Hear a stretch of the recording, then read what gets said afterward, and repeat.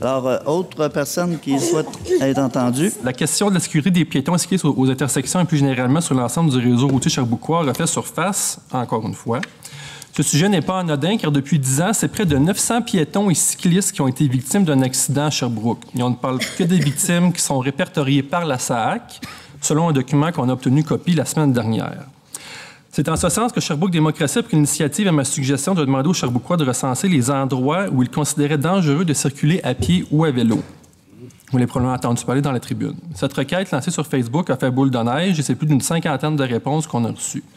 Depuis 2012, la Ville s'est dotée d'un plan de mobilité durable dont l'un des objectifs vise, et je cite, la sécurisation des réseaux piétonniers et cyclables aux principaux générateurs de déplacement. C'est une des choses visées par le plan de mobilité durable.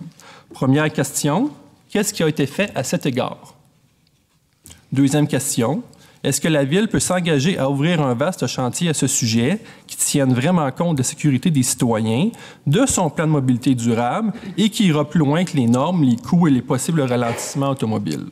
Alors, simplement vous dire, bon, évidemment, tout le monde déplore le tragique accident qui est survenu au coin des rues King-S et Saint-François. Notre service de police a procédé aux enquêtes en collaboration avec le coroner.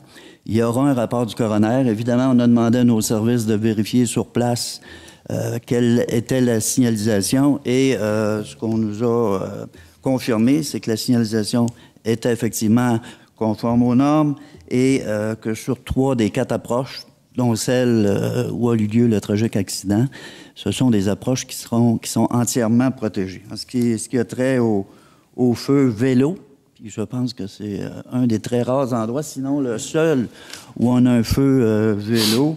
Alors, il y a une protection de 22 secondes et il y a le feu piéton pour lequel on peut également avoir une protection. Et celui-là est un peu plus important en termes de délai. Vous avez cité des chiffres au niveau de la SAC. Écoutez, on va devoir faire des vérifications parce que les chiffres qu'on m'a transmis n'ont pas l'air à correspondre à ceux que vous avez indiqués dans votre document. Si je peux juste spécifier un petit élément. Selon la SAC, il y a des blessés ou des victimes niveau 1, 2, 3. Niveau 1 étant ceux qui sont fatales, mais de toute façon, on va... très blessés. Et les 3, c'est ceux qui sont quand même répertoriés, mais sans trop. On va vérifier ces données-là. Parfait. Les chiffres que nous ont fournis nos services sont à l'effet que depuis 2009, il y a eu 19 accidents piétons sur 35 qui sont survenus à des feux entièrement ou partiellement protégés. Et au niveau cycliste, il y aurait 15 accidents impliquant des cyclistes sur 41 accidents qui sont survenus à des intersections. Évidemment, vous avez cité l'ensemble des statistiques et sur une période de 10 années sur l'ensemble du territoire. Donc, mais on va essayer de concilier ces données-là. M. Deneau, voulez-vous ajouter quelque chose? Bien, premièrement, merci de vous être déplacé. Je pense que les chiffres que vous amenez sont quand même éloquents. Au point de vue action, vous avez parlé du plan de mobilité durable. Je pense qu'on était une des premières villes à se doter d'un plan qui a fait beaucoup de consultations auprès des gens de la population sherbrookoise. Et l'enjeu premier lors des consultations publiques était la sécurité.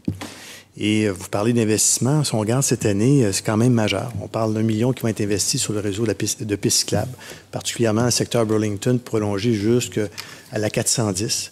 Au point de vue trottoir, c'est environ 800 000 qui vont être investis aussi. On a sécurisé des traverses, on parle de 250 000. On a annoncé la semaine dernière tout près de 2 millions qui vont être investis pour l'aménagement d'une piste multifonctionnelle dans le secteur du carrefour de l'Estrie. C'est quand même des sommes énormes. Je pense que l'engagement qu'on doit prendre, c'est que c'est un pas. Il reste beaucoup de choses à faire. Il va y avoir un plan directeur du réseau de pistes cyclables et piétonniers qui va être déposé prochainement. Il va y avoir beaucoup d'immobilisation à faire dans ce sens-là. Puis, c'est continuer à investir, justement. À partir du moment qu'il y a des opportunités qui se présentent, je pense qu'on doit saisir ceux-ci. Prenez, il y a 2 ou 3 ans, on avait asphalté la rue Montréal à nouveau. Et il y avait du stationnement du côté nord. On a éliminé le stationnement pour faire une piste cyclable. À partir du moment qu'il y a des immobilisations majeures, on doit saisir l'opportunité, comme je vous disais, d'améliorer justement le transport actif dans tous les sens et dont la sécurité.